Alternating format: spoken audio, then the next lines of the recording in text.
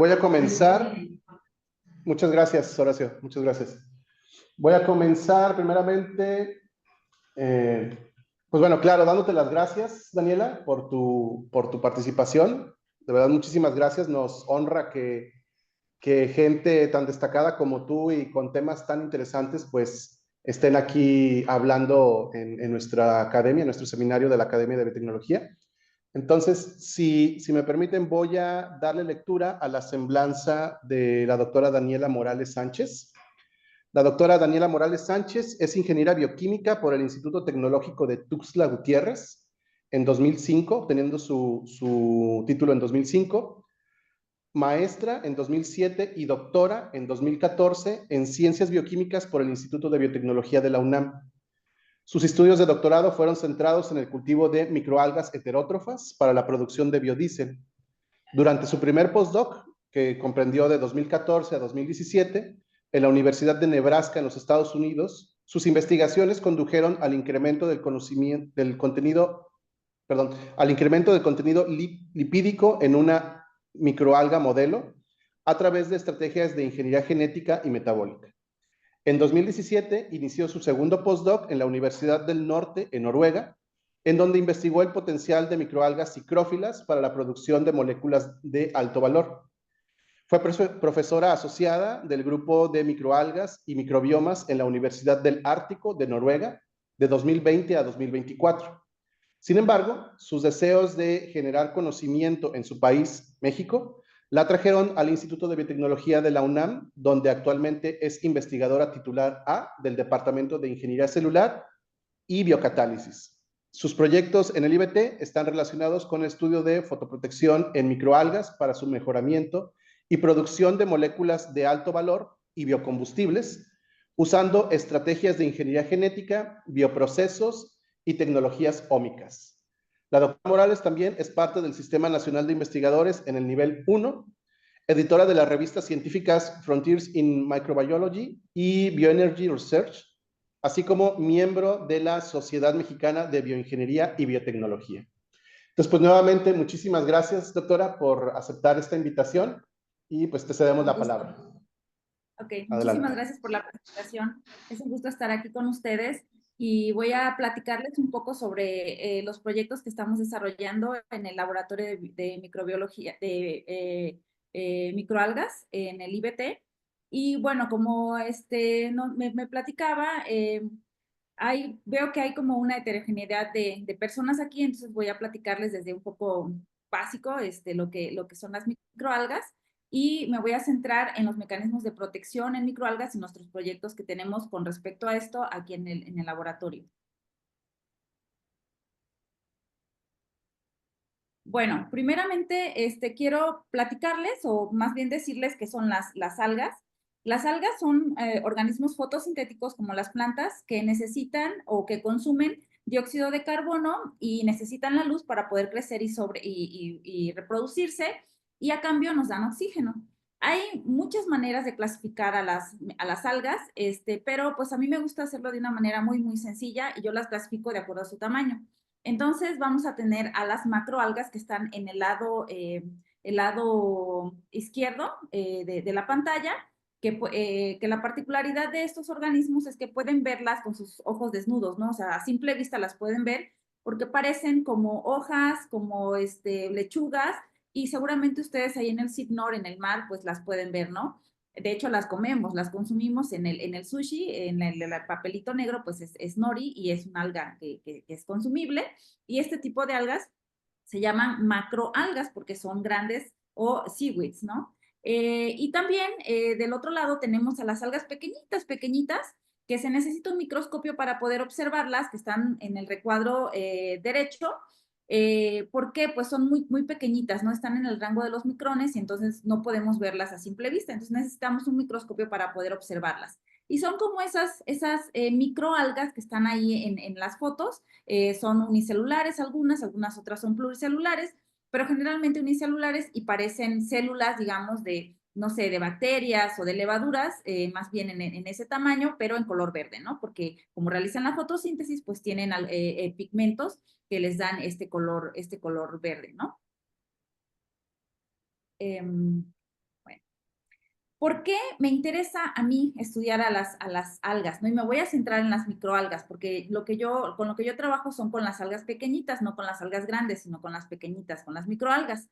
Y bueno, yo los voy a dividir aquí en dos puntos de vista. Desde el punto de vista ecológico, es muy interesante estudiarlas, pues porque son la base de la alimentación en los océanos. Como pueden ver en esta figura del lado izquierdo, en donde hay un mapa mundial y pueden ver como colores verdes sombreados, eso es la concentración de clorofila y que nos está indicando la cantidad de fitoplancton o el fitoplancton que hay en el mar. Y todo eso son microalgas, ¿no? Lo que podemos encontrar en el mar. Entonces, pueden ver ustedes que hay o sea, están en todas partes, ¿no? Las microalgas. Y pues estas representan la base de la alimentación, o sea, animales más pequeños en el mar las consumen y luego otros animales más grandes consumen a los animales que consumieron a las microalgas y etcétera, ¿no? Así se va haciendo la cadena de alimentación. Otra cosa muy interesante y muy importante para mí es que son captadores de dióxido de carbono, o sea, como su fuente de carbono es el dióxido de carbono, porque realizan fotosíntesis, pues estos captan el dióxido de carbono. Y esto es súper importante porque gracias a estas microalgas o al fitoplancton, pues nos ayudan a combatir con la contaminación ambiental a nivel mundial, ¿no? Son sumidores de dióxido de carbono. Entonces, esa parte también es muy importante y ahorita estamos realizando algunos proyectos con base en la captación de dióxido de carbono o la fijación de dióxido de carbono con microalgas endémicas aquí en el instituto, ¿no? Porque para nosotros es muy importante, o para mí es muy importante, pues tratar de desarrollar estrategias para combatir la contaminación, que pues cada día es peor, ¿no? Y como son organismos fotosintéticos, pues ellos pues se consumen o se comen el CO2, pero a cambio nos regresan el oxígeno, ¿no? O sea, ellos producen oxígeno y entonces son responsables de la producción del oxígeno de entre el 50 y el 80% del total del planeta, lo que significa que producen más oxígeno incluso que las plantas, ¿no? Ahora, del lado derecho tienen el punto de vista biotecnológico. Yo como biotecnológica también me interesa este punto de vista. Y es que las células de microalgas producen una gran variedad de compuestos de alto valor y también pueden producir biocombustibles, ¿no? Por ejemplo, de una célula microalgal podemos obtener pigmentos de alto valor como lo es la luteína, la astaxantina, la biolaxantina, la zeaxantina, etcétera, ¿no? Podemos obtener también carbohidratos que se pueden utilizar en la industria alimenticia o incluso como biocombustibles, perdón, se pueden obtener proteínas que pueden ser también de consumo humano y animal. Se pueden obtener también aceites como los omega 3 o como ácidos grasos poliinsaturados, que son de relevancia también pues para la salud humana, ¿no? Perdón. También podemos obtener nutracéuticos y también muchos de los pigmentos son antioxidantes, entonces también podemos obtener antioxidantes. Podemos usar estas células como fábricas productoras de proteínas recombinantes. También podemos acoplar la producción de alguno de estos productos con otro objetivo, por ejemplo, la bioremediación de aguas residuales, porque algunas de las microalgas pueden crecer incluso en aguas residuales, ahorita lo vamos a ver, pero se puede incluso hacer una biorefinería, ¿no? Con el cultivo de microalgas para producir, por una parte, compuestos de alto valor, por otra parte, biocombustibles, mitigamos el CO2 y también podemos utilizar aguas residuales en el cultivo, ¿no? Por poner un ejemplo.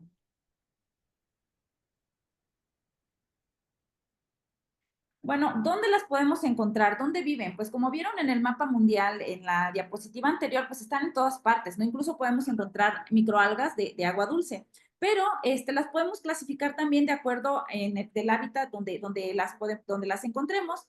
Y en este sentido, tenemos a las microalgas mesófilas, que es la foto más del lado derecho, la que está hasta abajo, la verdecita.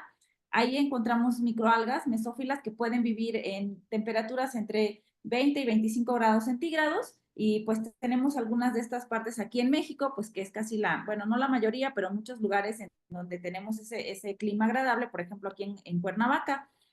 Pero también hay microalgas que viven en ambientes que son extremos o que no son, digamos, que no son comunes para un microorganismo regular, ¿no? Por decir así. Por ejemplo, podemos encontrar microalgas edáficas que viven en la tierra, algunas que viven en el desierto, que son las xerófilas. Podemos encontrar microalgas que les gusta vivir a temperaturas muy altas, como las que encontramos en algunas pozas térmicas, ¿no? Que son las microalgas termófilas, algunas acidófilas, que además de que les gusta vivir a temperaturas altas, también en ambientes muy ácidos, por ejemplo, las aguas termales o las pozas termales de Yellowstone. Algunas que viven en algunas como, como montañas de sal, dunas de sal, que son las halófilas, que les encanta vivir a concentraciones de sales muy, muy altas. Y algunas también que les gusta vivir en temperaturas muy bajas, como son las psicrófilas, ¿no? Que están en los polos, en el polo sur y en el polo norte, ¿no? Entonces, podemos encontrar microalgas de agua, de marinas, de agua salada, pero también a microalgas de agua dulce, ¿no? Y bueno, yo me voy a centrar, les voy a platicar solamente de las microalgas psicrófilas, las que encontramos en nieve y en el hielo marino. ¿Qué son las microalgas polares? Les vamos a llamar microalgas polares, ¿no? Y pues aquí, por ejemplo, pueden ver algunas fotos en donde podemos aislar microalgas polares, por ejemplo, en el polo, hay en los florecimientos en primavera de microalgas, ahí podemos ir y aislar algunas microalgas, como pueden ver en la foto del lado derecho, más a la derecha, en la parte superior, donde pueden ver como el lago un poco verde, pues ahí podemos aislar microalgas, y también en las otras fotos, las fotos de abajo, incluso un oso polar que está lleno de microalgas. Bueno, quiero platicarles la relevancia de las microalgas polares, y es que, por ejemplo, bueno, en algún tiempo yo trabajé mucho con los lípidos microalgales, y pues en ese entonces se usaban microalgas comerciales, la mayoría eran mesófilas, que vivían en una temperatura de 26 grados centígrados, y entonces se hizo un estudio para ver cómo era la producción de lípidos con base en una temperatura óptima de 26 grados, es decir, usando microalgas mesófilas, ¿no? Y entonces vemos en este mapa mundial aquí que, pues en el centro del mapa tenemos colorcitos, pues amarillos y naranjas, que significa que la cantidad de lípidos que se produce, pues es alta, ¿no? Pero si llevamos esas mismas microalgas mesófilas a los polos, por ejemplo, a Noruega, y donde está la flechita, pues podemos observar que los rendimientos de lípidos, pues bajan muchísimo, ¿no? Están entre 0 y 2.78 metros cúbicos por hectárea por año, ¿no? Y bueno, eso comparado con microalgas mesófilas, pues es muy poquito. Y por eso se creía que, bueno, no se podían hacer cultivos de microalgas en los polos, pues porque íbamos a obtener productividades o rendimientos de lípidos muy bajos. Ay, ¿qué pasó? Bueno, sin embargo, si aislamos microalgas polares y las cultivamos en esos lugares, en Noruega o en los lugares fríos de donde ellas están acostumbradas a vivir, podemos observar que las microalgas polares tienen productividades tan altas como las microalgas tropicales. Y en esta tabla les muestro la productividad de algunas microalgas polares o adaptadas al frío, como pueden ver en las primeras 1, 2, 3, 4, 5, 6, 7, 8 microalgas, comparadas con microalgas mesófilas como las clorelas que están hasta abajo, ¿no? Y pueden observar que, por ejemplo, la microalga Chlamydomonas malina tiene una productividad de 701 microgramos de biomasa, en este caso biomasa, por litro por día, que es comparable con la microalga clorela IAMC 212, que más o menos también produce 710 miligramos por litro por día de biomasa, ¿no? Y podemos ver también en las temperaturas a las que se crecen, ¿no? Que a lo mejor ni siquiera son las óptimas. Pero pues pueden observar que la microalga polar pues se pueden obtener productividades tan altas como las microalgas mesófilas. Y bueno, ¿cuáles son las características de las microalgas polares, no? Pues estas, como pueden ver en este dibujito del lado derecho, aquí tenemos, no sé, en la parte de arriba el hielo polar, y tenemos a todos los animales marinos que están en el océano, ¿no? Y pueden observar que en el hielo marino, en la parte de abajo, donde está el oso polar, en la parte de abajo, tenemos ahí como colorcitos verdes, ¿no? Es ahí donde podemos encontrar o aislar a las microalgas o donde es el hábitat natural de estas microalgas, ¿no? Y pueden observar en este círculo agrandado, en donde entre los canales del hielo, pues ahí andan los diferentes tipos de microalgas. Estas microalgas, pues, viven en el polo norte o en el polo sur, lo que significa que están sujetas a temperaturas bajo cero en invierno, pero en verano, pues, la temperatura incrementa bastante a 5 o incluso 10 grados. Dependiendo de la estación del año, pues, tienen diferentes intensidades o cantidad de luz, ¿no? Por ejemplo, en invierno, las 24 horas es oscuridad, ¿no? No hay luz. Y en verano, las 24 horas es luz. Entonces, los humanos, las plantas, los organismos e incluso las microalgas se tienen que adaptar a este tipo de ambientes, ¿no? Que son oscilantes y extremos. Y también están sujetas a altas y a bajas intensidades de luz, ¿no? Por lo mismo, por las estaciones del año, e incluso a diferentes índices de radiación UV, también a fluctuaciones de salinidad, porque si ustedes ven en el hielito, en esta figura que les muestro, en donde se supone que están las microalgas en el hielo, de repente este hielo pues se sube, ¿no? Del océano y no pega con el agua del mar, y las microalgas siguen estando ahí arriba en el hielo, y entonces a veces el agua de mar les pega o no, o sea, está como el agua de mar pues no es estática, pues está en constante choque con estos bloques de hielo y por lo tanto con las microalgas. Lo que significa que estas microalgas tienen que adaptarse rapidísimo a estos cambios de salinidad. También tienen un intercambio de gas limitado, pues porque están dentro de este hielo, sufren estrés oxidativo, estrés nutricional, y lo más importante, bueno, no lo más importante, pero de las cosas curiosas es que hay estudios muy limitados sobre microalgas polares, siendo que son tan interesantes, pero hay estudios muy limitados. Hay muy poca gente que trabajamos con microalgas polares, ¿no? Estos microorganismos pues se han adaptado con éxito a estos gradientes ambientales extremos y oscilantes, lo que promueve la evolución rápida a través del intercambio horizontal y la recombinación del material genético. Entonces, para mí y para muchos de los investigadores que trabajamos con microalgas polares, este recurso pues representa una gran oportunidad para la identificación de nuevas especies que tienen nuevos mecanismos fisiológicos de adaptación y nuevos genes, nuevos rasgos, ¿no? Entonces es un gran potencial para nosotros los investigadores.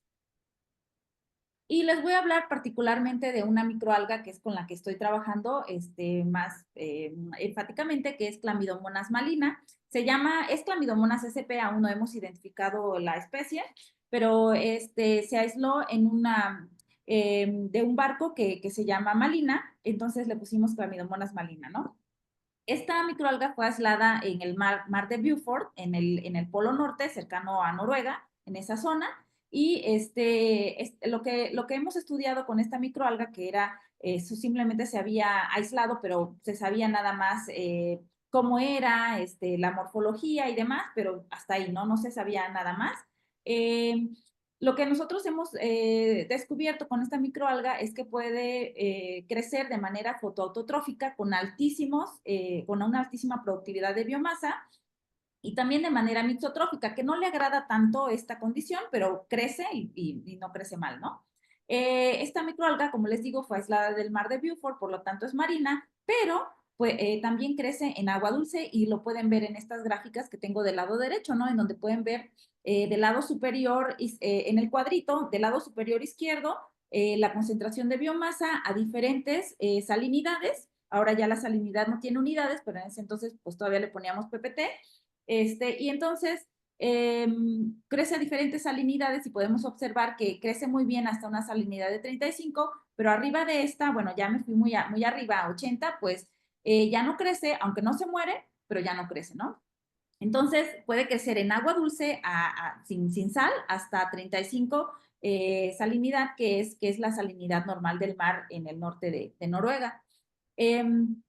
Y pueden ver en la gráfica de abajo de esta gráfica de cinética la productividad de la biomasa, en donde pueden observar que a una salinidad de 35 y de 17.5, que es la mitad de 35, pues no hay diferencias significativas, pero sí hay diferencia con la salinidad de 0, cuando no le ponemos agua de mar, cuando es agua dulce, pero igual no es tan baja, ¿no? Y a la de 80, pues sí, no crece, ¿no? Dependiendo de las condiciones de cultivo, se pueden obtener una alta productividad de biomasa, de proteínas, de lípidos, carbohidratos y pigmentos, como por ejemplo, si la ponemos a una condición de limitación de nitrógeno, como pueden ver en las gráficas de la derecha, de más a la derecha, podemos observar que pues si podemos arrestar el crecimiento con limitación de nitrógeno, pero obtenemos lípidos en este caso, ¿no? Y bueno, con respecto a los lípidos, también depende de las condiciones de cultivo, qué tipo de lípidos podemos obtener de esta microalga, ¿no? Y lo que más le afecta, siendo una microalga polar, lo que más le afecta es la temperatura.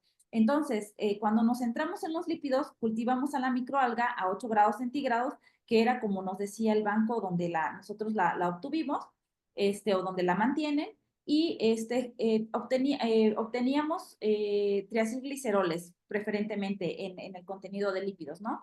Pero cuando nosotros decidimos reducir la temperatura de cultivo a 4 grados, solamente 4 grados centígrados menos, o sea, 4 grados centígrados, estos lípidos cambiaron y lo que obtuvimos fueron ácidos grasos poliinsaturados. Entonces, nosotros podemos jugar con estas condiciones de cultivo dependiendo de lo que nosotros queramos obtener.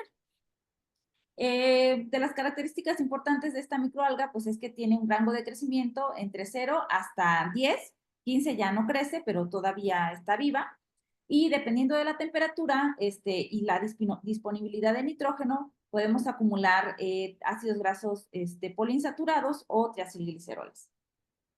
Y de las cosas que ahorita me interesan más a mí, acá en México, pues es investigar las intensidades de luz. ¿Por qué? Porque, bueno, a diferencia de Noruega, pues acá en México, pues siempre tenemos sol, ¿no? Pues, nunca es oscuridad, nunca tenemos una oscuridad completa, ¿no? Y, por ejemplo, como referencia aquí en Cuernavaca, a las 12 del día, medimos la intensidad de luz y resulta que estábamos en una intensidad de luz de unos 2000 micromol de fotones por metro cuadrado por segundo.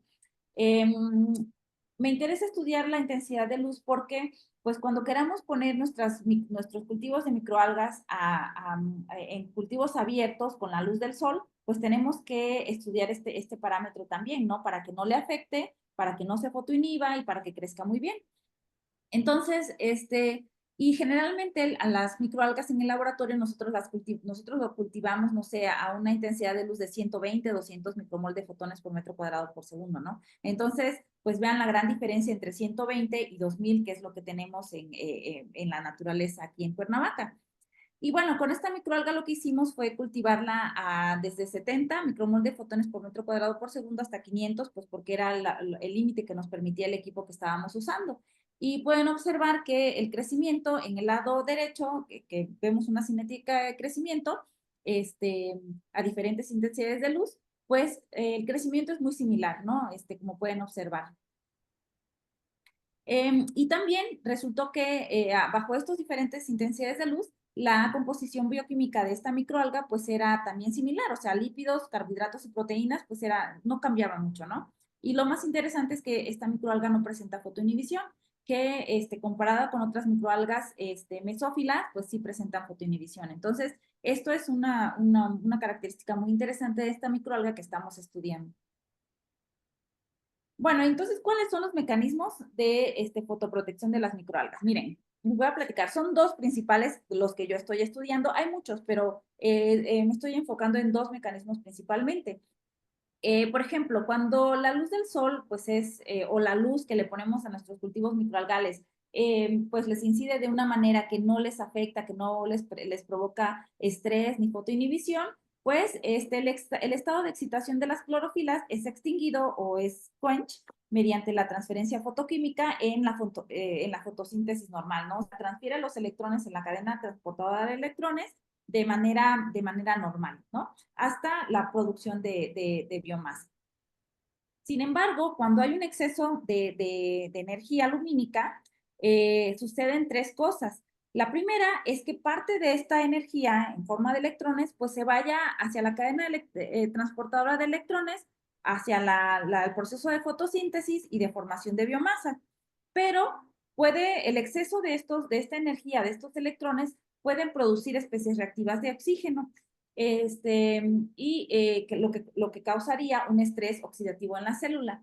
Y también se puede disipar en forma de calor mediante un quenching no fotoquímico, que es el NPQ.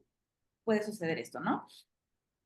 Y bueno, el quenching no fotoquímico es un mecanismo de fotoprotección de estas células. Y esto ayuda al fotosistema 2 a evitar el daño causado por altas intensidades de luz. Hay proteínas que están en los centros reactivos de los fotosistemas, que son muy importantes para la captación de estos electrones, y una de ellas es la LHCR-SR3, que induce el desacoplamiento rápido del centro reactivo del fotosistema 2 justo después del inicio de la exposición a altas intensidades de luz. Lo que hace este desacoplamiento es que evite que sigan llegando los electrones y que se sature este sistema, ¿no?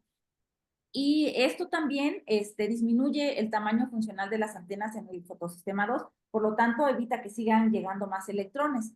También se subregula la síntesis de clorofila, o sea, las clorofilas también dejan de producirse para seguir captando los electrones de la energía, y se sobreregula la síntesis de carotenoides. ¿Para qué? Pues para poder contender con estas especies reactivas de oxígeno. Recuerden que los carotenoides son potentes antioxidantes. Lo otro que sucede es que se activa el ciclo de la biolaxantina. Como pueden ver en la parte izquierda, vemos un esquema del ciclo de la biolaxantina en donde tenemos dos situaciones. Con poca intensidad lumínica, pasamos a partir de biolaxantina, sintetizamos, poca intensidad, a partir de zeaxantina, sintetizamos biolaxantina a través de la enzima zeaxantina epoxidasa, ¿no? Pero cuando hay una alta intensidad lumínica, pasamos de biolaxantina, o sea, hacemos lo contrario, pasamos de biolaxantina para sintetizar zeaxantina a través de un intermediario que es la andiraxantina, y esto lo hace la enzima biolaxantina desepoxidasa.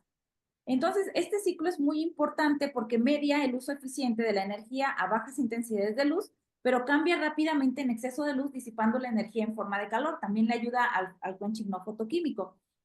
Este mecanismo o este ciclo protege a las células de estrés oxidativo a altas intensidades de luz. Y bueno, las enzimas de las que ya les hablé, pues son los principales componentes de este sistema, ¿no? Que modula la producción ya sea de biolaxantina o de zeaxantina, que tiene un poder antioxidante muchísimo más alto que la biolaxantina, dependiendo de la intensidad de luz. Y bueno, la zeaxantina, este pigmento, pues juega un papel esencial en los mecanismos de fotoprotección, en los cloroplastos, y este es un antioxidante que actúa en la fase lipídica de la membrana del tilacoide y contribuye esencialmente a la disipación del exceso de energía de excitación en las antenas del fotosistema 2. Este sistema está en la clorofila, en la parte, en la membrana de los tilacoides. Bueno, entonces, con estos antecedentes, pues tenemos algunos proyectos en el laboratorio de biotecnología microalgal, en donde estamos estudiando la aclimatación y la adaptación a altas intensidades de luz en una microalga polar, que es Chlamydomonas malina, que es de las que ya les hablé, que pues puede sobrevivir desde 0 hasta 500 micromol de fotones, la comparamos con estudios con una microalga modelo, que es una microalga tropical, que es Chlamydomonas reinhardti. Y lo que, bueno, nos interesa Chlamyd reinhardti como modelo, pues porque es la microalga que todo mundo utiliza como modelo de estudio, se encuentra en todas partes, en suelo, en agua fresca, en océanos, incluso también la podemos encontrar en la nieve, pero nosotros estamos usando una microalga tropical. Esta microalga ha sido estudiada para proyectos de fotosíntesis, fisiología, metabolismo, estructura y función de flagelos. De las partes más importantes de esta microalga y por qué se usa como modelo es porque su genoma completo ha sido secuenciado y son 17 cromosomas y 120 megabases, ¿no? Y por lo tanto, existe una gran colección de mutantes, tenemos herramientas para poder modificarla genéticamente, y somos capaces de manipular los 3 genomas, ¿no? El nuclear, el cloroplasto y el de mitocondria. Entonces, por eso la usamos como modelo de estudio. Y bueno, lo que tengo hasta ahorita, pues son resultados, bueno, ya tenemos resultados a intensidades más altas de luz y quiero anticiparles que aunque ahorita les voy a presentar lo que ha sucedido a 500 micromol de fotones por metro cuadrado por segundo, ya hemos podido cultivar a Chlamydomonas reinhardti hasta 3200 micromol de fotones por metro cuadrado por segundo y ha crecido, pues crece, todavía crece, ¿no? No óptima, de manera óptima, pero crece. Bueno, y bueno, entonces pusimos a estas 2 microalgas a crecer a esta intensidad de luz y lo que nos interesaba era estudiar la velocidad de crecimiento, la productividad, la producción de lípidos, la eficiencia fotosintética y el NPQ, la producción de fotopigmentos, específicamente zeaxantina y biolaxantina, ver el ciclo de la biolaxantina y en esto pues ver los niveles de expresión puntual de los genes que codifican para para la biolaxantina de epoxidasa y la zeaxantina epoxidasa. Estamos todavía haciendo estudios con RNA-seq y el papel de estas proteínas también a través de ingeniería genética. Queremos ver exactamente cuál es el papel de estas proteínas y estamos realizando también líneas transgénicas de clami tropical expresando esta BDE en clami polar.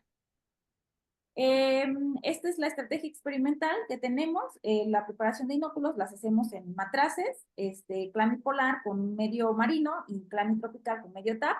Los cultivos en fotobioreactores son los que están acá en esta foto, son fotobioreactores tubulares, cada unidad es independiente, en donde podemos adicionarles dióxido de carbono o solamente aire. En el caso de Clami reinhardti es nada más aire, en el caso de Malina es con CO2 dependiendo de las condiciones de cultivo, y la intensidad de luz que nosotros estudiamos para esta presentación fue de 120 micromol de fotones por metro cuadrado por segundo como una condición control y de 500 micromol de fotones como una condición de alta intensidad de luz, ¿no? Cabe resaltar que Clami tropical, hay estudios en donde la han crecido hasta 800 micromol de fotones, pero a esa intensidad de luz Clami tropical ya no crece, ¿no? Entonces, por eso decidimos mantenerla a 500 micromol de fotones. Y bueno, ¿cómo procesamos la biomasa? No me voy a detener aquí, pero bueno, realizamos técnicas estándares de laboratorio, el contenido de lípidos y perfil los hacemos por GC y también por columnas de extracción en fase sólida, el de fotopigmentos como biolaxantina y zeaxantina por HPLC, el nivel de enfriamiento no fotoquímico o NPQ, usamos un fluorómetro PAM, o de amplitud de, ¿cómo es? Un fluorómetro de amplitud de pulsos modulado. Y la expresión de genes, por supuesto, por RT, qPCR. La ingeniería genética usamos un sistema que es el de MoClo, que es un sistema modular de clonación, y también usamos CRISPR-Cas, pero de esto no les voy a presentar resultados aún. Bueno, estos son los resultados. Por un lado, tenemos del lado izquierdo, tenemos los resultados de la clamipolar y del lado derecho los resultados de la clamitropical. Y acá les muestro las cinéticas de crecimiento, ¿no? En donde pueden ver que la clamipolar, pues, crece de manera similar en las 2 diferentes intensidades de luz, ¿no? Aquí tengo las cinéticas de crecimiento con base en el número de células, que son los colores rojos y azul en circulito y en cuadrado, y el peso seco de la biomasa en dry cell weight, que es en color verde y en color morado, ¿no? Para ambas microalgas. Y pueden observar que para clamipolar, pues no hay mucha diferencia en el crecimiento. Obtenemos una mayor velocidad de crecimiento comparado con la clamitropical, en donde sí hay diferencias en cuanto al crecimiento, ¿no? El crecimiento a la intensidad de luz control, pues crece de manera, digamos, óptima o de manera normal, así es como lo observamos, pero cuando la crecemos a una alta intensidad de luz, como pueden ver en la cinética con los círculos rojos, pues disminuye, ¿no? En cuanto al número de células. Pasa lo mismo en cuanto a al peso seco, ¿no? También tenemos menor peso seco o menor crecimiento cuando la crecemos a altas intensidades de luz. ¿Qué sucede con los parámetros fotosintéticos? Bueno, en el caso de la clamipolar pueden observar que no hay diferencias. Perdón que no puse las desviaciones estándar ni el análisis estadístico, pero no, o sea, no son muy grandes, perdón. Y entonces pueden observar que en la clamipolar pues no hay diferencias, ¿no? Entre los dos diferentes tipos entre las dos condiciones de luz, ¿no? A alta intensidad de luz tenemos los colores azules en el lado derecho, en el lado izquierdo de la diapositiva, que es la clamipolar, y en verde tenemos la intensidad de luz, ¿no? Y en el caso contrario, con la clamitropical, podemos observar que a una alta intensidad de luz, que son las barras de color amarillo, pues disminuyen, ¿no? Con respecto a los cultivos a una condición de luz control o baja intensidad de luz, que son las barras anaranjadas, ¿no? En cuanto a la disipación de calor o el quenching no fotoquímico, que es el NPQ, el ETR es la velocidad de transferencia de electrones, también disminuye a alta intensidad de luz, y la eficiencia fotosintética también disminuye a una alta intensidad de luz en el caso de clamitropical, ¿no? Como lo pueden observar aquí. Entonces, lo que está haciendo la célula en el caso de clamitropical es que la transferencia de electrones pues se desacopla o se disminuye para evitar que sigan entrando más electrones al aparato fotosintético en el fotosistema 2 y evitar que haya eh, esta oxidación, ¿no? Este estrés oxidativo. En el caso de la clamipolar, pues pareciera que le da igual, o sea, no pasa nada, la microalga incluso crece de manera parecida, o sea, no hay ningún estrés en este caso, ¿no? Pero en el caso de la clamitropical sí hay estrés lumínico. ¿Qué pasa con la producción de los fotopigmentos? En el caso de la clamipolar podemos observar que a una alta intensidad de luz, que son las barras de color celeste y las barras de color rosa, es una condición control, que es a 120, pues pueden observar que en el caso de la biolaxantina, que es el pigmento o el fotopigmento que se produce a una baja intensidad de luz, pues no hay diferencias, no hay cambio. Pero en el caso de la zeaxantina, a una alta intensidad de luz, pueden observar que se incrementa, ¿no? Que hay un incremento significativo con respecto a una baja condición de luz.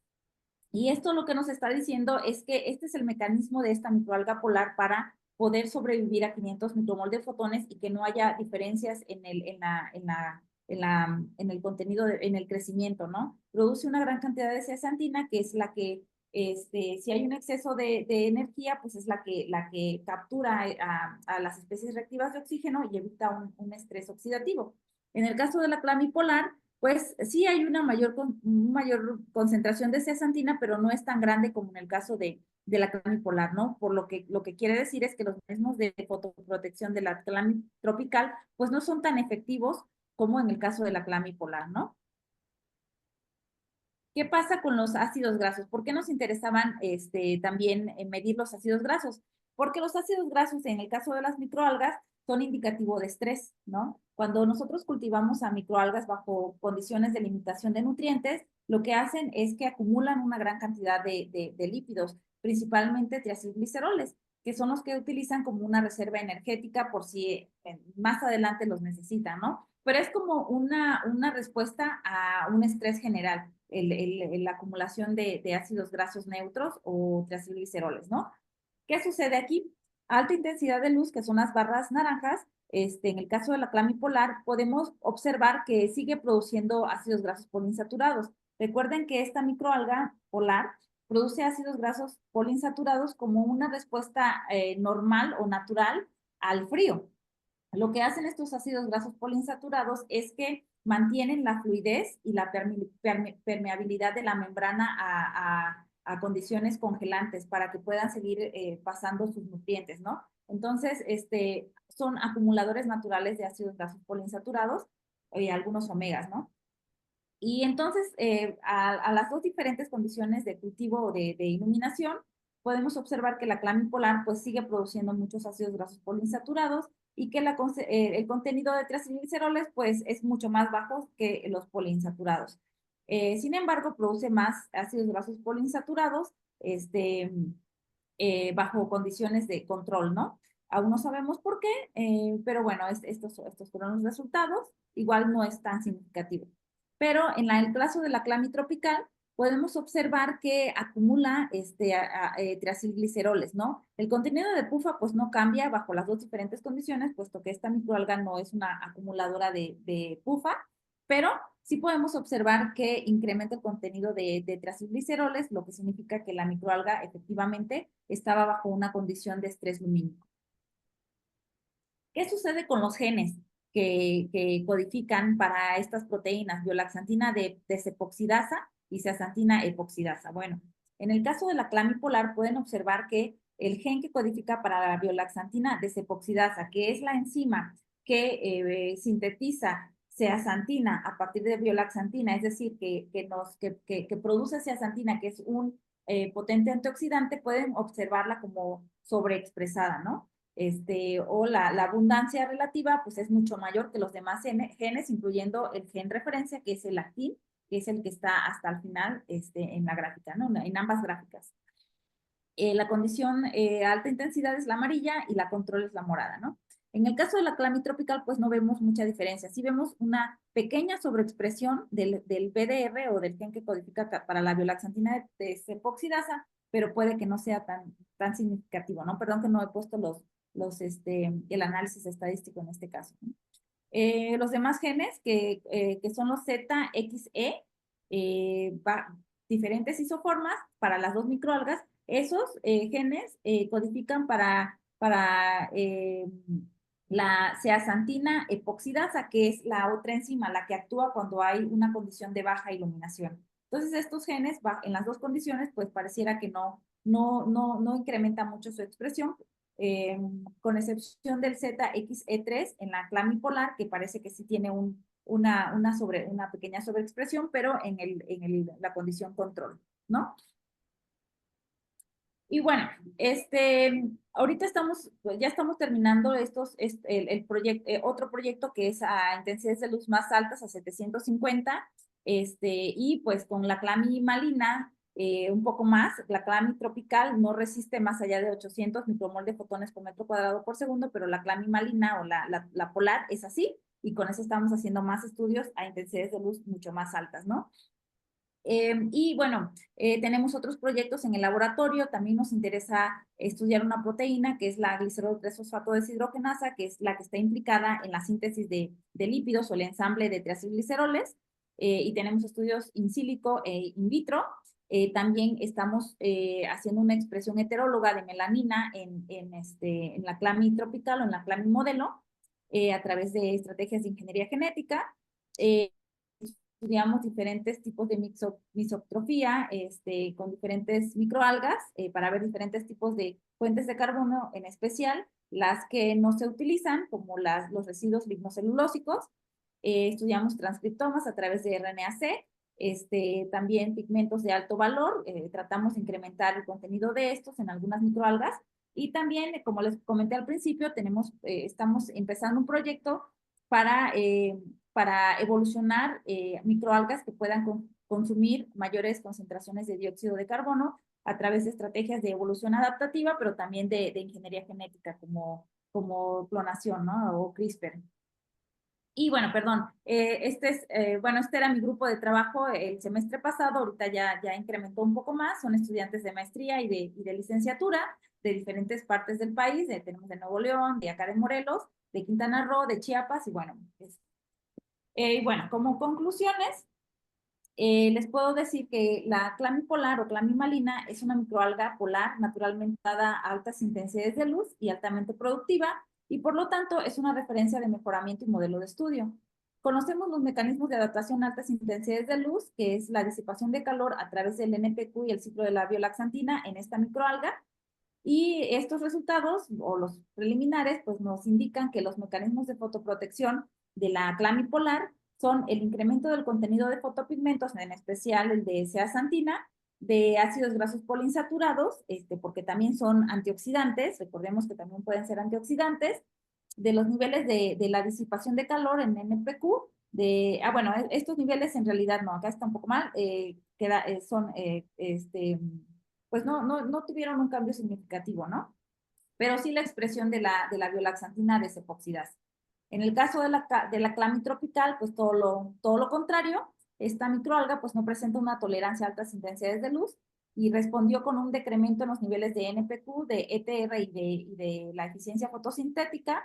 También la biomasa disminuyó, no creció bien, e incrementó los niveles de triacilgliceroles como respuesta a un estrés lumínico y tampoco presentó cambios en el contenido de fotopigmentos, es decir, que no pudo utilizar ese mecanismo como fotoprotección, ¿no? Y tampoco, pues no se incrementó de manera significativa la expresión de la proteína biolaxantina desepoxidasa, que es la que sintetiza zeaxantina, que es el potente antioxidante. Y bueno, pues ya termino con esto para no aburrirlos tanto. Nada más quiero agradecer a los Alginers del IBT, que son todo este grupo que corresponden al grupo de trabajo del doctor Alfredo Martínez, que está, no sé si lo ubiquen, es que hay dos personas peloncitas, pero bueno, está de color celeste en medio, atrás de mí. Y bueno, su grupo de trabajo, mi grupo de trabajo y todos los demás colaboradores, y pues les agradezco infinitamente a ellos, pues porque gracias a los estudiantes y a los colaboradores es que nosotros podemos presentar nuestros resultados, ¿no? Y también pues quiero agradecer al IBT, sobre todo a los investigadores de mi departamento de Ingeniería Celular y Biocatálisis, al proyecto que actualmente tengo, que es de la UNAM, que es un DEGAPA, PAPIT, que nos da la UNAM, y también a mis colaboradores internacionales que todavía tengo, que están en Noruega, a Jakob, que está en la Universidad de Noruega, a Thomas, que está en una universidad de Alemania, en la de Bielefeld, y a Chris, que está en la Nord University también en Noruega, ¿no? Y bueno, también una pequeña publicidad. Si les interesa a alguien trabajar o estudiar con nosotros, pues me pueden contactar a este correo que les muestro acá. Y también quisiera invitarlos, si es posible para ustedes, que asistan al evento de puertas abiertas del Instituto de Biotecnología, que se llevará a cabo el 11 de abril de este año. Y muchísimas gracias.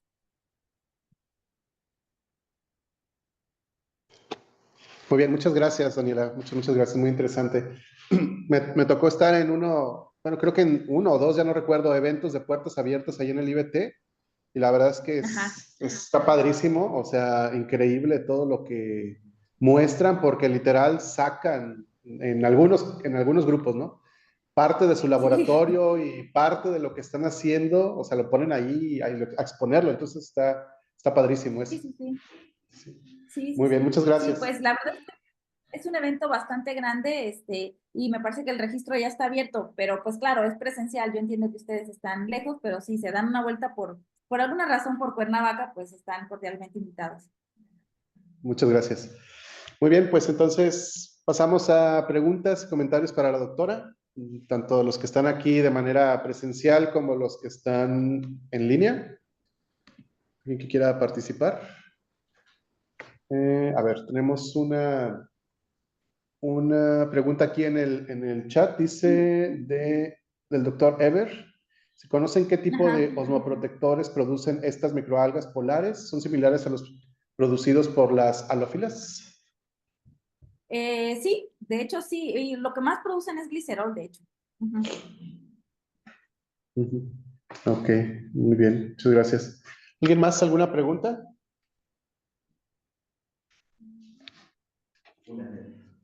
Perdón, Alter. aquí está bien. Ajá, ¿saben o sospechan de Ujú. algún mecanismo alterno por parte de Clami tropical? Para perdón, estoy en una conferencia, ahorita le. ¿Me buscas? Sí, claro que sí. Sí, claro que sí. Sí, claro que sí.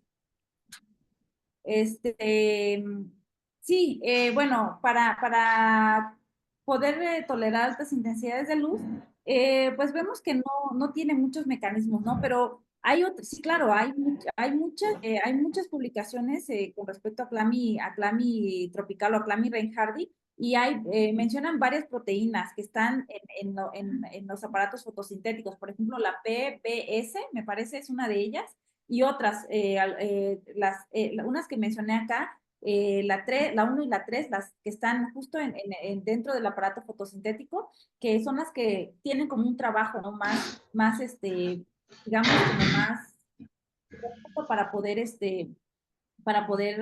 tolerar altas intensidades de luz, pero hay muchos trabajos con Clammy Reinhardt sobre todo, sí. Muy bien, gracias. ¿Alguien más? ¿Una pregunta?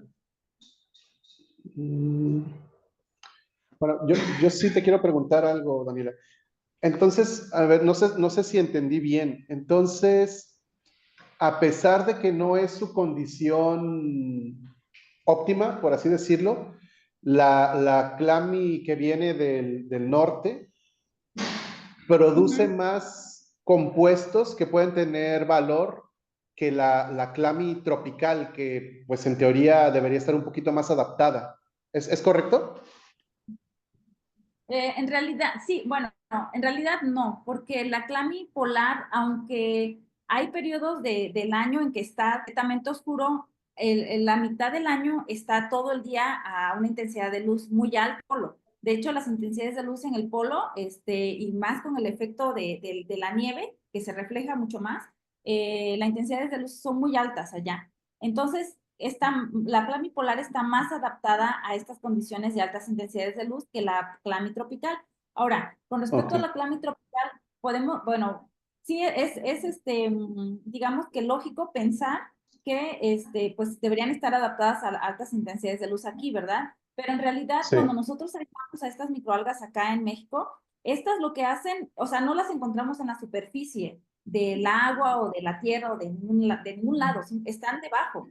Este, pues, como tienen flagelos, también huyen de las altas intensidades de luz, o sea, no es que estén tan adaptadas, no las encontramos en la superficie. Y sí, Claro. la clamipolar que hace, pues es, por ejemplo, incrementa su contenido de ácidos grasos poliinsaturados en el polo, pues por el frío, ¿no? Pero como también son potentes antioxidantes, también lo incrementan para contender con los ROS que se pudieran estar produciendo por las altas intensidades de luz. Y eso creo que también responde un poquito a la pregunta del doctor Eber, que dice que si la producción de distintos tipos de lípidos está determinada por la temperatura, ¿cuál es la hipótesis del por qué habría un cambio en su producción debido a la intensidad de luz? Pues sí, por eso, ¿no? O sea, igual no cambiamos la temperatura de cultivo de la polar, está a 4, pero sí la intensidad de luz. Y entonces, como los usa también como antioxidantes, estos ácidos grasos poliinsaturados, pues por eso también incrementan, ¿no? Bajo altas intensidades de luz.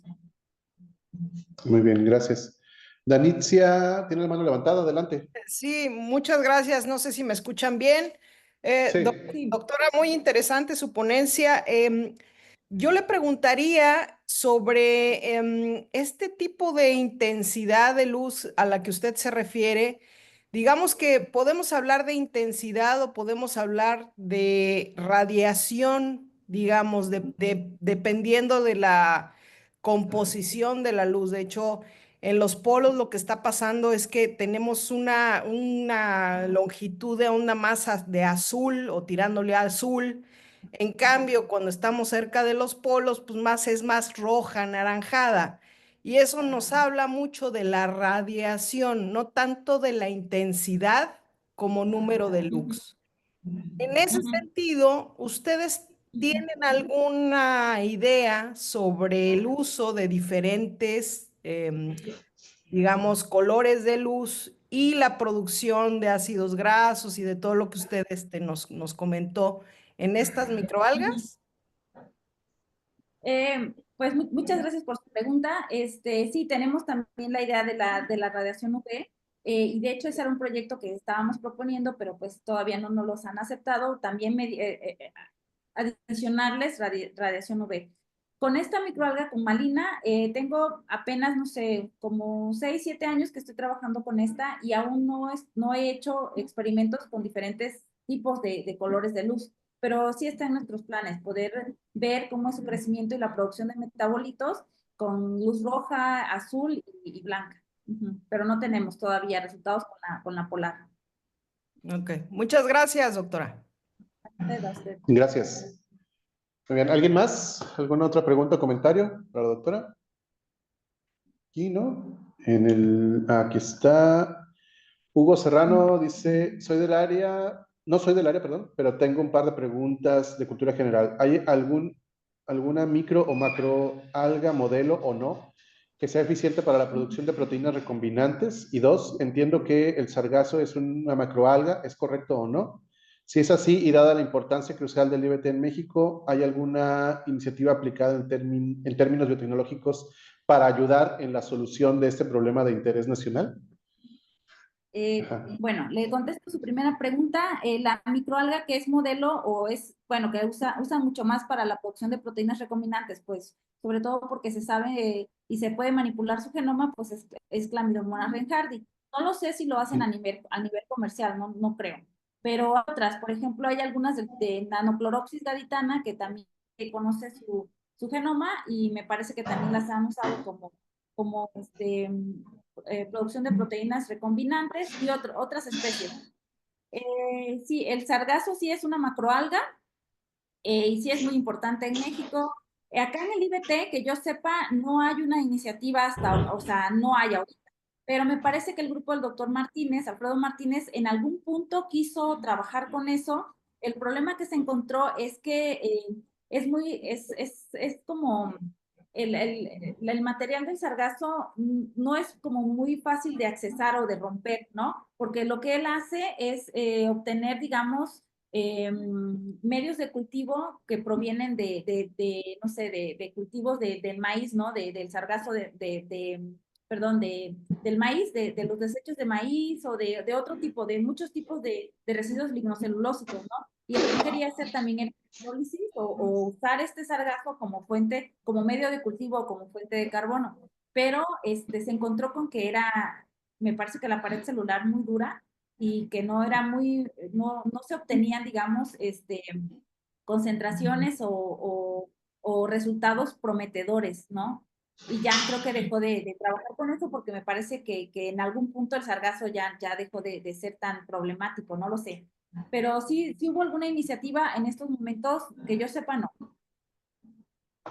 Ok.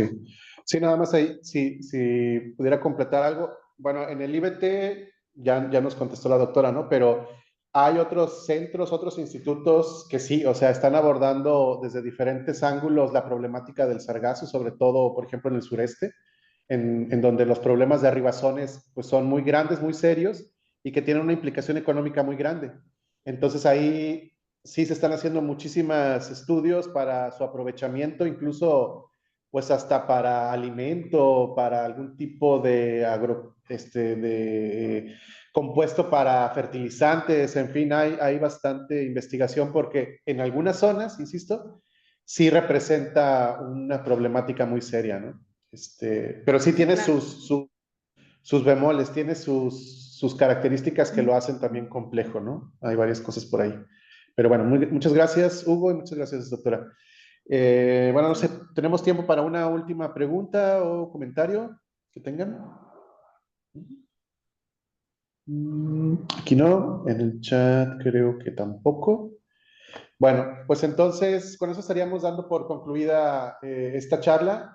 Por supuesto, dándote las gracias muchísimo, Daniela, por tu participación. La verdad, muy interesante y creo que muy pertinente y que tiene mucha relación con algunas líneas de investigación y grupos de investigación que se dedican al estudio de microalgas que están por acá. O sea, sé que hay en muchos lugares pues también, y al igual que tú, pero por acá también hay bastantes. Entonces, espero que haya ahí comunicación contigo también de varios de estos colegas, Ojalá. ¿no?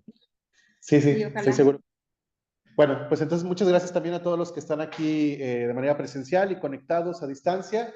Y pues, por supuesto, gracias, Daniela. Nos vemos entonces la siguiente semana. Que estén muy bien. Con mucho Gracias. gusto. Hasta luego. Hasta pronto.